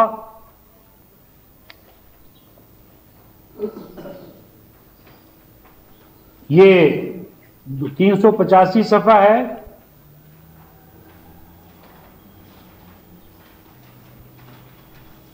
اور 5ویں سطر آخری لفظ ہے، 5ویں سطر 385 صفحہ، وَمَنْ أَعْرَضَ عَنْ ذِكْرِي، اور جو کوئی منہ موڑ لے، آرازہ منہ موڑ لینا، اور جو کوئی منہ موڑ لے کہاں سے؟ عن ذکری، میرے ذکر سے۔ ذکر کے بارے میں تعریف کی کہ ذکر سے مراد ہے اللہ اللہ، اللہ اللہ کی ضربیں لگانا۔ قرآن حکیم رفقائے محترم سورہ البقرہ آیت 200 کہتا ہے کہ اللہ کا ذکر کیا کرو کا ذکرکم آباءکم، جیسا کہ ذکر کرتے ہو تم اپنے ماں باپ کا۔ تو کبھی ماں باپ کا نام لے کر رفقائے محترم ہم نے ان کو پکارا ہے؟ ماں باپ کا نام ہو تو آگے پیچھے ہزارہ القاب لگاتے ہیں، ماں باپ کا نام، اور اللہ رب العزت کا نام تو یا یا اللہ یا اللہ یا اللہ۔ باپ کا نام ہو تو ہزارہ القاب، اور اللہ کا نام ہو تو یا اللہ۔ باپ کا قرآن کہتا ہے جس طرح آبا کا ذکر کرتے ہو، باپ کا ذکر کیا بتاتا ہے رفقائے محترم؟ کیا کسی شخص کے دو باپ ہو سکتے ہیں؟ دو مائیں ہو سکتی ہیں حقیقی؟ تو جس طرح انسان کے دو باپ نہیں ہیں رفقائے محترم، اسی طرح انسان کے دو الہ نہیں ہیں۔ تو اللہ کا ذکر تھا، اس کی توحید ہے۔ قرآن نے کہا اذا ذکر اللہ وحدہ، اللہ کا ذکر کیا ہے؟ اس کی توحید۔ اللہ کا ذکر کرو یعنی اسے ایک مانو، اور ایک ماننا صرف الوہیت کے حوالے سے نہیں، اس کا اثر میری اور آپ کی ذات پر کیا پڑنا چاہیے، توحید کے اثرات کیا ہونا چاہیے معیشت میں، معاشرت میں، سیاست میں۔ تو یہ ایک موضوع ہے۔ تو ذکر سے مراد، ذکری سے مراد اللہ کا کلام ہے، اور اس دعوے کی دلیل سورہ حامیم سجدہ 41/41، ان الذین کفروا بالذکر لما جاءہم وانہ لکتاب عزیز۔ ذکر الہی کیا ہے؟ کتاب عزیز، غالب قرآن۔ تو فرمایا کہ جنہوں نے منہ موڑ لیا میرے ذکر یعنی قرآن پاک سے، اس کو نظام حیات کے طور پر قبول نہ کیا، تو پھر کیا ہوگا؟ فَإِنَّ لَهُ مَعِيشَةً ضَنْقًا، تو ان کے لیے ہوگی معیشت۔ معیشت کا معنی کر دیتے ہیں روزی۔ روزی غلط ہے، معیشت کا معنی ہے وے آف لائف، زندگی گزارنے کے طور طریقے۔ تو وہ جو زندگی گزاریں گے، ان کا جو نظام معیشت و معاشرت ہوگا وہ کیا ہوگا؟ زنقا۔ زنقا کا بھی ترجمہ غلط ہے، تنگ۔ جی ان کی روزی تنگ ہو جائے گی، غلط بات۔ جنہوں نے مثلا کتاب اللہ کو چھوڑا، ظاہرہ تو ان کے لیے بڑی فراخی ہے، کشادہ ہے مال و دولت۔ تو جب یہ کہا کہ ان کی معیشت یا زندگی تنگ تو نہیں ہوئی، تو مشاہدہ ہمارا کچھ اور ہے، ترجمہ ہمارا کچھ اور ہے۔ تو یہاں پر رفقائے محترم زن کا ہے، زیقن نہیں ہے۔ ٹانگوں کو کہتے ہیں عربی زبان میں زیق، یہاں زیق نہیں ہے بلکہ کیا ہے؟ زنت۔ زنت کہتے ہیں رفقائے محترم، یہ ہمارے ہاں پنجاب میں بیر ہوتے ہیں، کچھ میٹھے ہوتے ہیں اور کچھ ایسے بیر ہوتے ہیں رفقائے محترم جو گلے یا حلق کو پکڑ لیتے ہیں اور اترتے نہیں ہیں، اور وہ باہر پھینکنے پڑتے، بڑے بدمزہ۔ تو زنکا کا معنی ہے بدمزہ، بے اطمینان، یعنی جس کے اندر اخوت نہیں ہے، مساوات نہیں ہے، کوئی شخص بھی اپنے مقام پر مطمئن نہیں ہے، ہر ایک جو حرص و لالچ کا پتلا ہے، ہر ایک 99 کے چکر میں ہے، ہر ایک جو ہے وہ اوپر کو دیکھتا ہے، اور بے اطمینانی کا شکار ہو کر ایک دوسرے کی لوٹ مار دھاڑ، نفسا نفسی۔ تو یہ جو سرمایہ دارانہ نظام ہے یہ دراصل زنکا ہے۔ تو جو اللہ کے عطا کردہ نازل کردہ کلام برک سے منہ موڑیں گے، ان کی معیشت و معاشرت کی ہوگی کہ اس میں لوٹ مار دھاڑ، نفسا نفسی، سلبہ سلبی، اخوت، پیار، محبت، دوسرے کو اٹھانا، یہ قدریں ان کے پاس نہیں ہے۔ وَنَحْشُرُهُ يَوْمَ الْقِيَامَةِ أَعْمَى، اور اٹھائیں گے ایسے افراد کو کہ جنہوں نے اللہ کے کلام سے منہ موڑ لیا، آنکھیں بند کر لی، اٹھائیں گے ہم ان کو قیامت میں، قیامت کے دن۔ کس طرح اٹھیں گے رفقائے محترم؟ اعما، اندھے ہوں گے۔ میدان حشر میں اندھوں کی طرح اٹھایا جائے گا، اور ان کو کچھ نظر نہیں آئے گا۔ نظر آئے تو آگے چلیں، اندھے ہوں گے، نظر نہیں آئے گا۔ اور اس صورت میں کیا ہوگا؟ قال رب لما حشرتنی اعمی، شکایت کریں گے بارگاہ الہی میں، اے پروردگار عالم. قال کہے گا یہ گروہ کی افراد بارگاہ الہی میں عرض کریں گے، رب اے ہمارے پروردگار، لما حشرتنی اعمی، کیوں اٹھایا آپ نے مجھے؟ کس طرح اٹھایا ہے؟ اعمی، کہ اندھا ہوں، نظر نہیں آ رہا. وقد كنت بصیرا، حالانکہ دنیا میں تو میری ویژن سائٹ 6x6 تھی، کبھی میں نے اینک بھی نہ لگائی. وقد كنت بصیرا، اور تھا میں ماضی میں دنیا میں کیا؟ بصیرا، بصیرت و بصارت کے حوالے سے A1 مرا تھا، دنیا میں رہا تو میری نظر A1 تھی، ٹھیک ٹھاک تھی. آج اس میری نظر کو کیا ہوا؟ آج میں اندھا کیوں ہوں؟ یہ سوال ہوگا. اللہ رب العزت جواب دیں گے. کیا جواب دیا رفقائے محترم؟ قال کذالک، فرمایا یہ بات صحیح ہے، دونوں باتیں صحیح ہیں. یہ بھی صحیح ہے کہ تو اندھا ہے، اور یہ بھی صحیح ہے کہ دنیا میں تو آنکھوں والا تھا. دونوں باتیں صحیح ہیں. آپ سن اس کا سبب کیا ہے، اس کا کاز، علت، کیوں ایسا ہوا؟ فرمایا اتت کا آیاتنا، بتا تیرے پاس ہماری آیتیں پہنچی تھیں، ہمارا قرآن پہنچا تھا. قرآن پہنچا تھا کیا یا نہیں پہنچا تھا؟ اب وہ یہ تو نہیں کہے گا نہیں پہنچا. ہم میں سے ہر ایک کے پاس قرآن پہنچا، اسے غلافوں میں باندھ کر کے اوپر رکھا ہوا ہے. اور ہدایت و رہنمائی انسانوں کے کلاموں سے لیتے ہیں، مخلوق ذہنوں کے مخلوق اجتہادات سے رہنمائی لیتے ہیں، اور خالق کا خالقانہ کلام جو ہے اس کو غلاف میں باندھ کر کے اوپر رکھا ہوا ہے. تو اللہ پاک فرمائیں گے بتا اتت کا آیاتنا، پہنچی تھی تیرے پاس، آئی تھی تیرے پاس ہماری آیتیں؟ اب جواب نہیں دے گا، خاموش. اللہ پاک فرمائیں گے پتہ یہ چلا فَنَسِيتَهَا، کہ تو نے ہماری آیتوں کو بھلا دیا، پس پش ڈال دیا، نظر انداز کر دیا، مقام نہیں دیا. باپ دادا کی روایت ہو تو اس کو سارا کھوپا، اور اللہ کا کلام غلافوں میں بند. انسانوں کی کتابیں مرجع کے طور پر، اور اللہ کا کلام جی سمجھ ہی میں نہیں آتا. تو فنسیتہا، پس بھلا دیا تو نے، بھلائے رکھا تو نے اس کو، پس پش ڈال دیا تو نے اس کو. فرمایا وَكَذَلِكَ الْيَوْمَ تُنْسَى، جس طرح دنیا میں تو نے میرے کلام کو اگنور کیا، نظر انداز کیا، اس کو بھلا دیا، پس آج اسی طرح تو بھی اگنور کیا جائے گا، نظر انداز کیا جائے گا. یعنی تجھے بھی ہماری رحمت جو ہے وہ تو پا نہ سکے گا. وَكَذَلِكَ الْيَوْمَ تُنْسَى، اور اسی طرح آج تجھے جس طرح دنیا میں تو نے میرے قرآن کو نظر انداز کیا، اسی طرح آج تجھے نظر انداز کر دیا جائے گا. یہ ترجمہ نہیں تو بھلا دیا جائے گا، کیونکہ اللہ تو بھولنے والے ہیں نہیں. مَا كَانَ رَبُّكَ نَسِيًّا، تو تنسا کا معنی ہے جو طرز عمل تو نے قرآن کے ساتھ دنیا میں رکھا، وہی طرز عمل آج تیرے ساتھ روا رکھا جائے گا.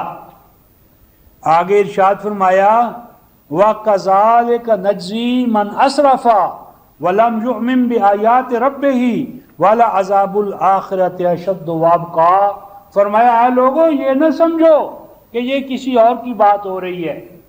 وَكَذَلِكَ نَجْزِي، اور اسی طرح ہم بدلہ دیں گے، سزا دیں گے.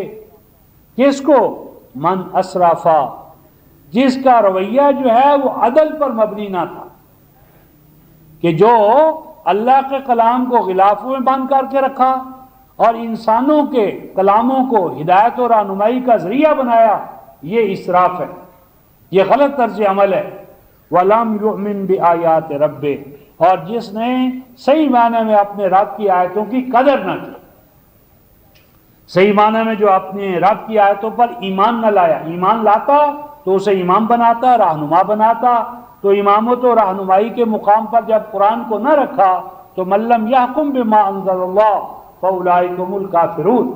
تو جنہوں نے اللہ کی آیات پر ایمان کا مظاہرہ نہ کیا اور اس کے ساتھ ظالمانہ رویہ اختیار کیا، ان کو ہم اسی طرح کا بدلہ دیں گے، سزا دیں گے. اور اے لوگو والا عذاب الآخرت اشد و ابقا، آخرت کا عذاب کوئی سیرگاہ میں جانا نہیں ہے. آخرت کا عذاب پھر ابقا ہے، باقی رہنے والا ہے. اور پھر یہ کہ دنیا میں تو اگر موتیا ہو جائے، یعنی آنکھیں نور سے وہ بند ہو جائیں تو کھول لیتے ہیں، سرجیکل وارڈ میں جاتے ہیں، آئی وارڈ میں آپریشن ہوتا ہے، نظر بحال ہو جاتی ہے. لیکن جو آج نظریں بحال کرتے ہیں، قیامت میں ان کا اپنا حال کیا ہوگا؟ تو وہاں کوئی سرجیکل آپریشن نہیں کر سکے گا. جو اندھا پن یہاں سے جائے گا وہ پھر باقی رہنے والا ہے، وہ ختم ہونے والا نہیں. اسی حشر کے میدان کا رفقائے محترم ایک اور منظر ہمارے سامنے سورہ الفرقان 432 صفحہ 432 سطر اوپر سے نیچے چلیں. وَيَوْمَ يَحْشُرُهُمْ وَمَا يَعْبُدُونَ مِن دُونِ اللَّهِ 432 صفحہ 34 سطر اوپر سے نیچے سورہ الفرقان آیت نمبر 17. وَيَوْمَ يَحْشُرُهُمْ، اور وہ دور، وہ زمانہ کہ جب اللہ رب العزت انہیں اکٹھا کریں گے میدان حشر میں. وَمَا يَعْبُدُونَ مِن دُونِ اللَّهِ، اور وہ کہ جنہیں انہوں نے حاجت روا، مشکل کشا، دستگیر، فریاد رس. اللہ پاک نے کہا رفقائے محترم ان المساجد للہ، مسجدیں اللہ کی ہیں. فلا تدعوا مع اللہ احدا، اللہ کے گھر میں اللہ کے نعرے کے سوا کوئی اور نعرہ نہ لگاؤ. اتنی غیرت تو کرو، اللہ کے گھر میں آ کر اللہ کے سوا کسی کا نعرہ نہ لگاؤ، اللہ کے گھر میں آ کر اللہ کے سوا کسی کو فریاد رس نہ کرو، نہ مانو. اور یہ ذلت کی یا بغیرتی کی آخری حد ہے رفقائے محترم کہ مسجدوں میں کھڑے ہو کر نعرہ حیدری یا علی مدد، نعرہ غوثیہ یا غوث العظم. یعنی کس حد تک یہ امت گر گئی کہ اللہ کے گھر میں آ کر کیا غیرت الہی کو ہم چیلنج نہیں کر رہے؟ اللہ کے گھر میں آ کر مخلوق کے نعرے لگاتے ہیں، اللہ کے گھر میں آ کر حیدر کرار اور پتہ نہیں. حالانکہ حیدر کرار پر جب مشکل آتی تھی سیدنا علی ابن ابی طالب پر غزوات میں، تو وہ کس کا نعرہ لگاتے تھے رفقائے محترم؟ ان پر جب آپ مصیبت آئے، مشکل آئے، تو کیا یا علی کہنے والوں سے ہم پوچھتے ہیں وہ کس کا نعرہ لگائیں گے؟ یا علی مدد، نعرہ حیدری، یا علی مدد کیا کہیں گے؟ اللہ اکبر، اللہ الصمد، اللہ احد، اللہم اغثنا. تو ان کا نعرہ تو ہو اللہ اکبر اور ان کے عاشق کہیں یا علی مدد. تو یہ عشق ہے، یہ محبت ہے، محبوب کے نعرے ہی کو چھوڑ دیا. تو ان المساجد للہ فلا تدعوا مع اللہ احدا، او اللہ کے بندو کم از کم اللہ کے گھر میں تو غیر اللہ کا نعرہ نہ لگاؤ، اللہ کے گھر میں تو آ کر اللہ ہی کو پکارو. اور اب تو رفقائے محترم مسجدوں میں جمعرات کو میں نے ان کانوں سے سنا اور نعرے اور لگا ہوا ہے بورڈ، کیا ہے؟ یا شیخ عبد القادر جیلانی شیئن للہ. پہلے تو اللہ سے مانگتے تھے ان کا وسیلہ دے کر، اور اب امت اس مقام پر آئی ہے مانگتی غیر اللہ سے ہے اور اللہ کو وسیلہ بنا رہی ہے. یا شیخ عبد القادر جیلانی شیئن للہ، اے عبد القادر جیلانی دینا تو نے ہے، دے دے تو کچھ اللہ کے نام پر. مانگتے ہی ہم ان سے ہیں، اللہ کو وسیلہ بناتے. تو کیا فرمایا؟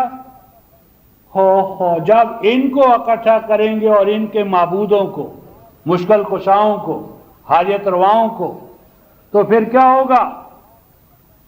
فیقول، تو اللہ پاک ان غوثوں قطبوں ابدالوں سے پوچھیں گے اَأَنْتُمْ أَضْلَلْتُمْ عِبَادِي هَؤُلَاءِ أَمْ هُمْ ضَلُّوا السَّبِيلَ، اے لوگوں بتاؤ یہ نعرے تم دنیا میں ان کو دے کر آئے تھے؟ تم نے ان کو اپنی پوجا پاٹ کے لیے کہا تھا؟ تم نے ان کو اپنی حاجت اور مشکل کشائی کی تعلیم دی تھی؟ اَأَنْتُمْ أَضْلَلْتُمْ عِبَادِي هَؤُلَاءِ، کیا یہ تم ہو کہ جنہوں نے گمراہ کیا میرے ان بندوں کو؟ أَمْ هُمْ ضَلُّوا السَّبِيلَ، یا خود اپنے طور پر انہوں نے میرا راستہ چھوڑا، میرا قرآن چھوڑا؟ تم نے یہ کیا کہ ان کو قرآن سے دور کیا، یا خود تمہارے بعد یہ قرآن کو چھوڑ بیٹھے؟ کیا ہوا؟ قالوا سبحانک، وہ اللہ کے نیک بندے بارگاہ الہی میں عرض کریں گے سبحانک، اے پروردگار عالم آپ کا یہ سوال کرنا کوئی حکمت رکھتا ہے، آپ تو ہر کمزوری سے پاک ہیں، کیسے ہو سکتا ہے کہ کیا آپ کا یہ سوال نادانی کی وجہ سے تو ہو نہیں سکتا کہ آپ کو علم نہیں ہے، آپ کی حکمت ہے، مصلحت ہے، اتمام حجت کرنا مطلوب ہے۔ سبحانک، اے پروردگار عالم آپ پاک ہیں کہ آپ کے ساتھ الوہیت میں، صفات خاصہ میں کوئی شریک ہو، پارٹنر ہو، کوئی سانجی ہو، شراکت رکھتا ہو۔ سبحانک، آپ پاک ہیں ہر طرح کی شراکتوں سے۔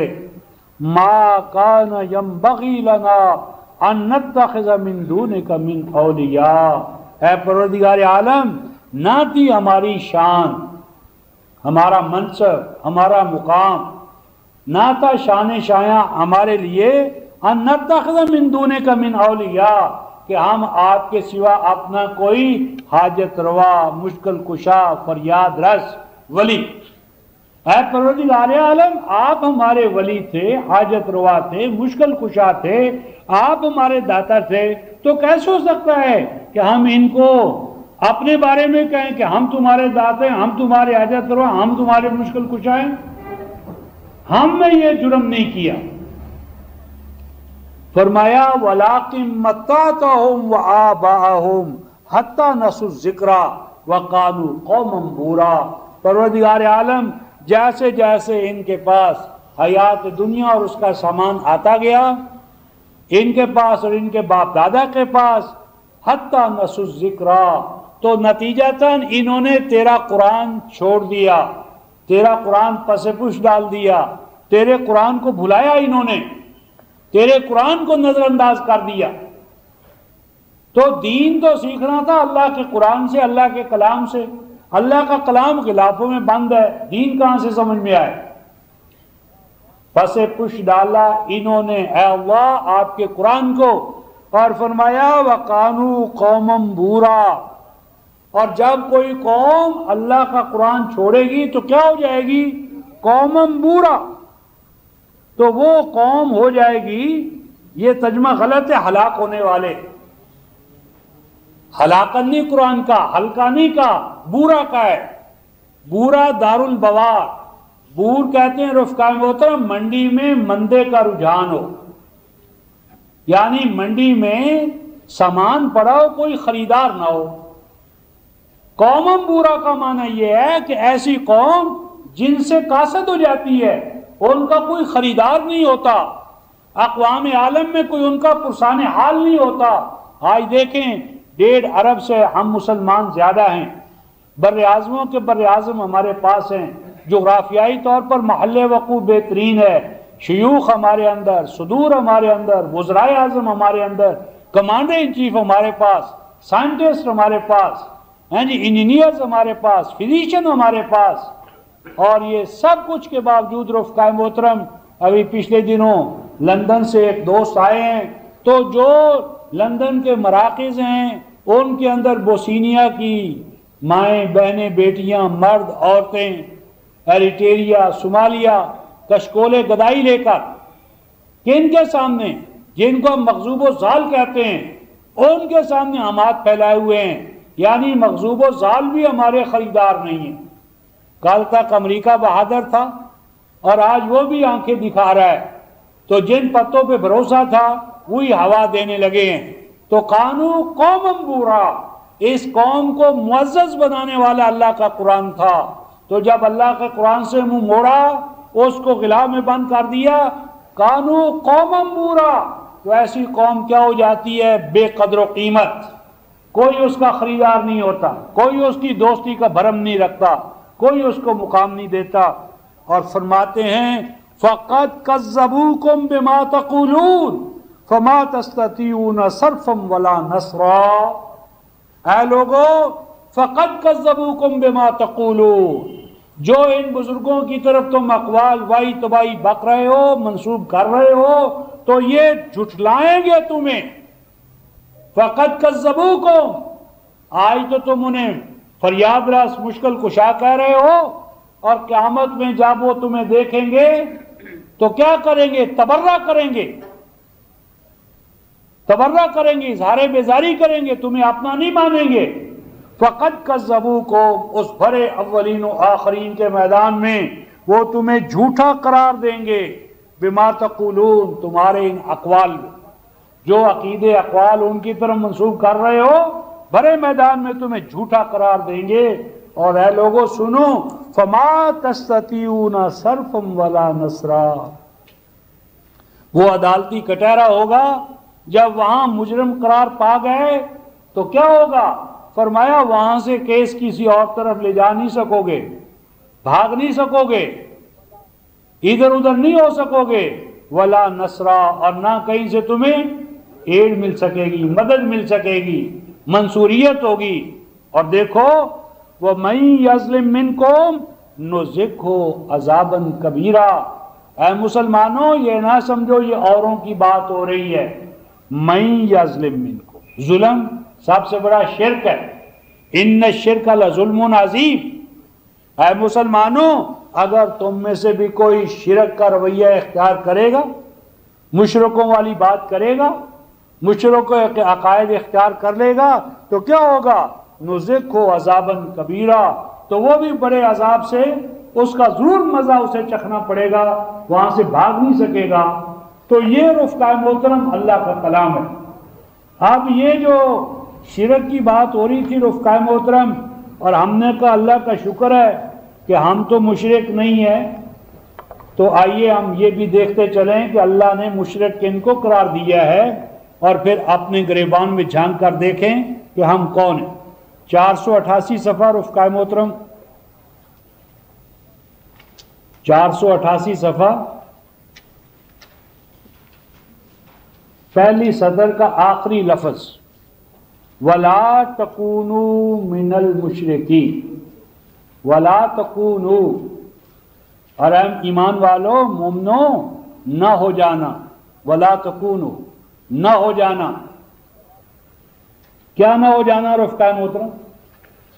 من المشرکین، یہ نہیں کہا یہودی نہ ہو جانا، نصرانی نہ ہو جانا، فرمایا مشرک نہ ہو جانا.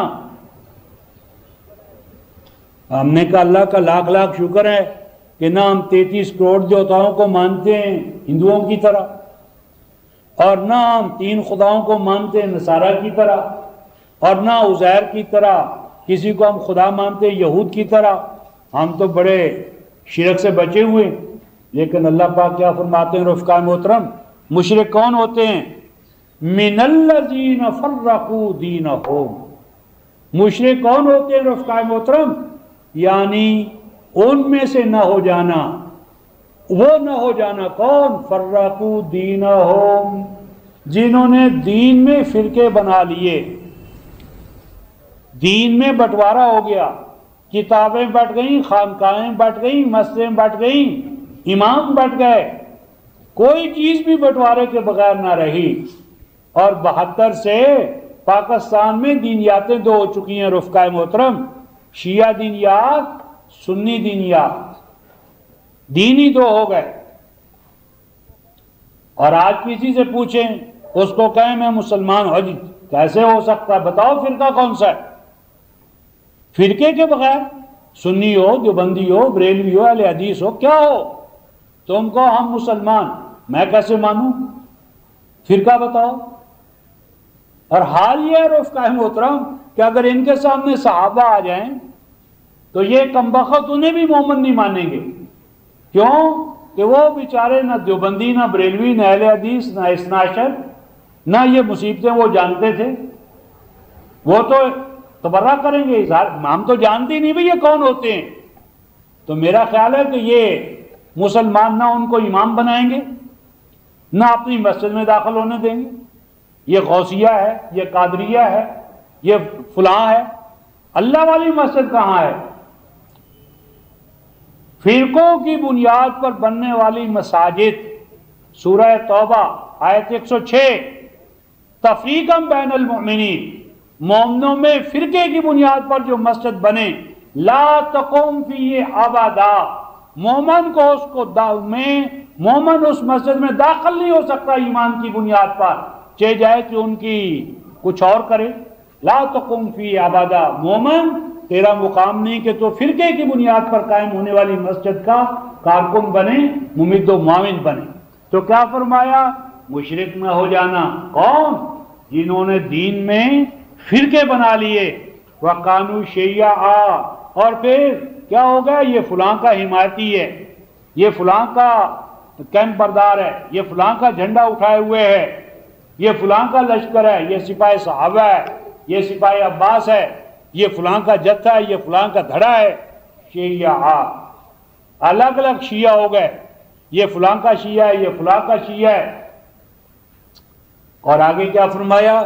کل حزب بما لدیہم فرحون، اور ہر حزب، ہر گروہ جو کچھ اس کے پاس ہے، شخصیات، مسجدیں، خانقاہیں، ادارے، افراد، انہی پہ مگن ہے، انہی کے اندر بس غوطے کھا رہا ہے، عقیدت کی خوش فہمیاں تیر رہا ہے. کل حزب بما لدیہم فرحون، ہر گروہ جو تصورات اس کے پاس ہیں، جو افراد اس کے پاس ادارے ہیں، انہی میں وہ خوش ہو رہا ہے. اللہ اللہ خیر صلی اللہ. اور یہ صورت احوال اگر میرے اور آپ کے سامنے آ جائے تو ہم کہاں کھڑے ہوں؟ ہم نے تو کہاں کھڑے ہونا ہے رفقائے محترم؟ ہمارے امام نبی مکرم صلی اللہ علیہ وسلم، انہوں نے فرقوں کے ہوتے ہوئے، یا اگر ان کے دور میں فرقے ہوں تو وہ کہاں ہوتے؟ یہ ہم دیکھتے ہیں. پھر جب ان کا موقف آ جائے گا تو وہی موقف ہر امتی کا ہونا چاہیے. تو اس ضمن میں رفقائے محترم 180 صفحہ چوتھی سطر اوپر سے نیچے، چوتھی سطر 180 صفحہ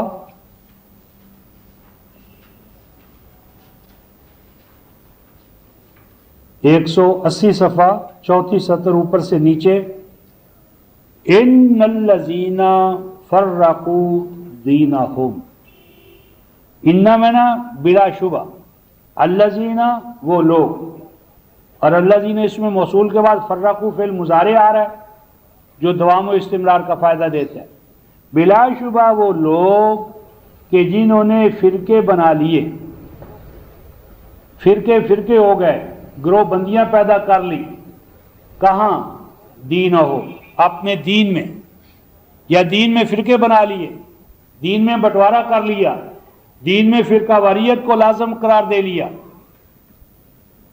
وَقَانُوا شِيَّعًا، اور پھر الگ الگ شیعوں میں بٹ گئے، گروہوں میں بٹ گئے، تقسیم کر لی. کتاب تقسیم ہوئی، عقیدتیں تقسیم ہوئی، الگ الگ دھڑے بندیاں بن گئی.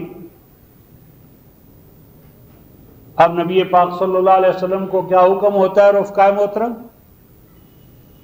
لَسْتَ مِنْهُمْ فِي شَيْءٍ، آپ اعلان کر دیں کہ نہیں ہیں آپ ان میں سے، فی شیءٍ، کسی بھی پہلو میں آپ کا ان کا کوئی تعلق نہیں، کوئی جوڑ نہیں، کوئی رابطہ نہیں، ریلیشن شپ نہیں. لست منہم فی شیء، نہیں ہیں آپ ان سے، یعنی آپ ان سے بیزار ہیں، آپ کا ان سے کوئی تعلق نہیں ہے. وہ تو یہی کہیں گے کہ وہ عاشق صادق ہیں، خدام رسول ہیں، غلامان مصطفیٰ ہیں، لیکن آقا بھی تو کہے کہ تم میرے ہو۔ آقا تو فرمائیں گے لست منہم فی شیء، میرا تم سے کوئی تعلق نہیں ہے، میں بیزار ہوں تم سے۔ فرمایا قیامت میں کچھ لوگ آئیں گے، کہیں گے اصحابی اصحابی، میں بھی کہوں گا یہ میرے ہیں یہ میرے ہیں، اور پھر مجھے جبریل بتائیں گے یہ آپ کے نہیں ہیں۔ کیوں؟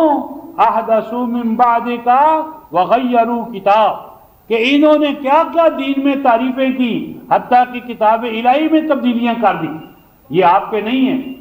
فرمایا میں انہیں کہوں گا سحقاً سحقا سحقاً سحقا، ہانک لے جاؤ، دور کرو انہیں مجھ سے، دور کر دو، اور میں سیدنا مسیح علیہ السلام کی طرح کہوں گا کہ پروردگار عالم، جب میں اپنی امت میں تھا میں ان کا ذمہ دار تھا، میں نے انہیں قرآن دیا، میرے بعد انہوں نے کیا کیا یہ جاننے والا ہے اللہ آپ۔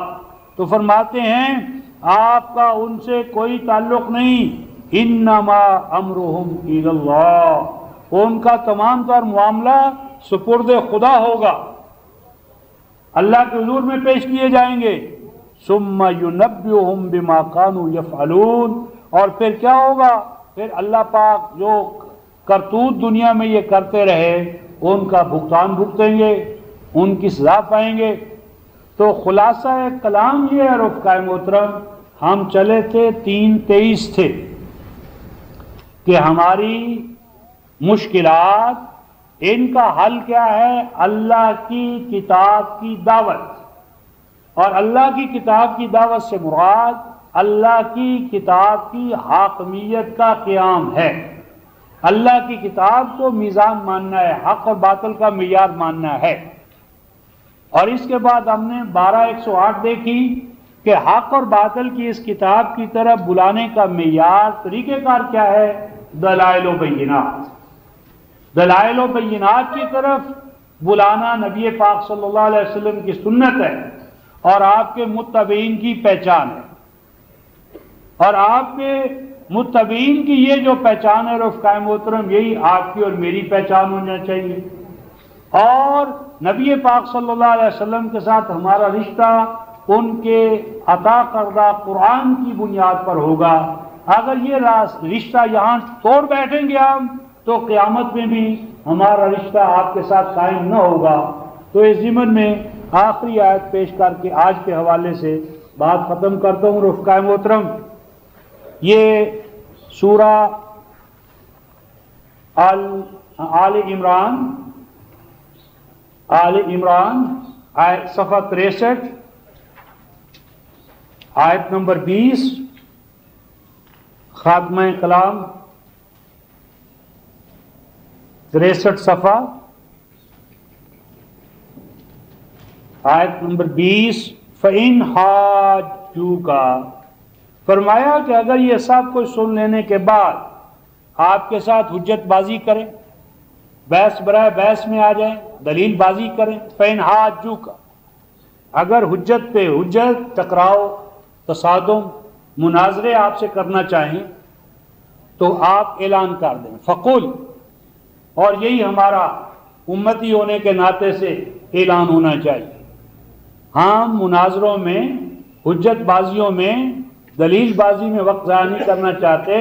ہمارا موقف تو بس یہ ہے، فَقُلْ أَسْلَمْتُ وَجْهِيَ لِلَّهِ، اعلان کر دو کہ میں نے تو اپنی ذات کو جھکا دیا، قربان کر دیا، بچھا دیا، لگا دیا۔ فقط، بلا شبہ، فقل، اعلان کر دیجیے، اسلم، تو میں نے تو قربان کر دیا، قربانی دے دی۔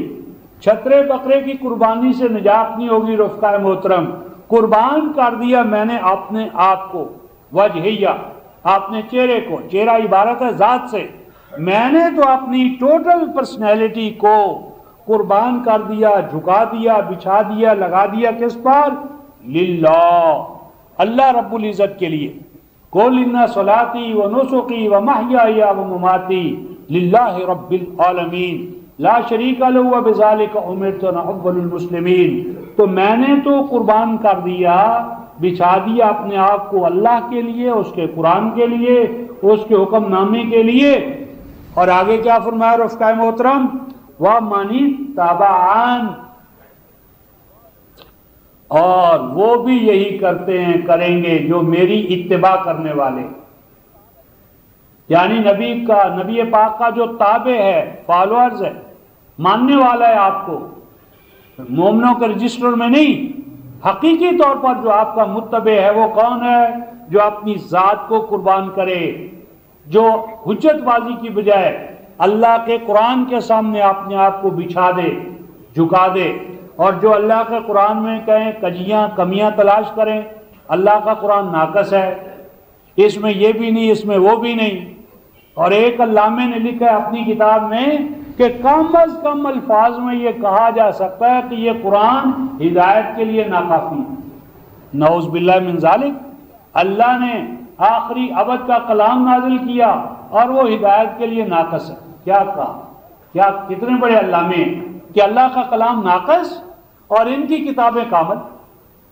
انسانوں کے لکھے ہوئے کلام کامل ہیں اور اللہ کا کلام ہدایت کے لیے ناقص ہے۔ یہ شاکار خدا ہے۔ اسلمت وجہی للہ، میں نے قربان کیا اپنی ذات کو اور انہوں نے بھی جو میرے نقش قدم پر چلنے والے ہیں۔ اور آگے فرماتے ہیں وَقُلْ لِلَّذِينَ أُوتُوا الْكِتَابَ، اور کہہ دیجئے ان سے جو کتابوں کے ٹھیکیدار ہیں، جو اپنے آپ کو کہتے ہیں ہم حاملین کتاب ہیں، ہم حافظ ہیں قرآن کے، اوت الکتاب کو بھی کہہ دیں، وَالْأُمِّيِّينَ، اور وہ جاہل جو ان کے کیمپ بردار ہیں، وہ ان کے جھنڈے اٹھائے پھرتے ہیں، امیین۔ امی کون ہوتا ہے رفقائے محترم؟ تیسری سورہ البقرہ آیت نمبر 78 79، منہم امیون، امی کون ہوتا ہے؟ لا یعلمون الکتاب الا امانی، جنہیں اللہ کی کتاب کا علم نہ ہو۔ 14 جہان، دنیا جہان کے علوم ہیں، 14 علوم ہیں، دنیا جہان کی ڈگریاں ہیں، اللہ کا کلام نہیں ہے تو وہ بھی ایک درجے میں امی ہیں، جاہل ہیں، نادان ہیں۔ تو امیین سے عامت الناس سے کہہ دیجئے اور کتاب کے ٹھیکیداروں سے کہہ دیجئے اسلمتم، کیا تم اللہ کے قرآن کے سامنے جھکنے کے لیے تیار ہو؟ فرمایا فَإِنْ أَسْلَمُوا، اگر وہ اللہ کے کلام کے سامنے جھک جائیں، فَقَدْ اهْتَدَوْا، تو انہوں نے غایت ہدایت کو، مقصود ہدایت کو پا لیا، وہ ہدایت یافتہ ہو گئے۔ اور آگے فرمایا وَإِن تَوَلَّوْا، اور اگر قرآن کے سامنے، کلام کے سامنے، اللہ کی رضا کے سامنے جھکنے کے لیے تیار نہ ہو، فَإِنَّمَا عَلَيْكَ الْبَلَاغُ وَاللَّهُ بَصِيرٌ بِالْعِبَادِ، تو آپ کا کام پہنچانا ہے، بلاغ مبین ہے، کلیئر کٹ الفاظ میں اللہ کا کلام پہنچا دو۔ وَاللَّهُ بَصِيرٌ بِالْعِبَادِ، پہنچانے کے بعد جھگڑو مت، جس کا کلام ہے وہ اپنے بندوں کے حالات سے باخبر، کس کو پہنچا کس کو نہیں پہنچا، کتنے درجے کا پہنچا کتنے درجے کا نہیں پہنچا۔ تو ان پہنچانے کے بعد لوگوں کے حالات معاملات اللہ کے سپرد کر دو، ان سے مت الجھو، اپنا وقت ضائع نہ کرو، وہ وقت پہنچانے میں، سمجھانے میں، سمجھنے میں لگاؤ۔ تو خلاصہ کلام یہ ہے رفقائے محترم کہ ہم اللہ کے کلام کے مناد ہیں، اس کے مبلغ اور داعی ہیں، اور ہر وہ چیز تفسیر ہو، اجماع ہو، تواتر ہو، حدیث ہو، سنت ہو، جو چیز کلام الہی کے مطابق ہے ہم اسے مانتے ہیں، جو اس کے خلاف ہے اس کی نسبت الی الرسول ہی ہم صحیح تسلیم نہیں کرتے، چہ جائے کہ اس کا انکار کریں۔ اللہ پاک ان حقائق کو اپنے قلب اور قالب میں اتارنے کی توفیق عطا فرمائیں۔ آخر دعوانا ان الحمدللہ رب العالمین۔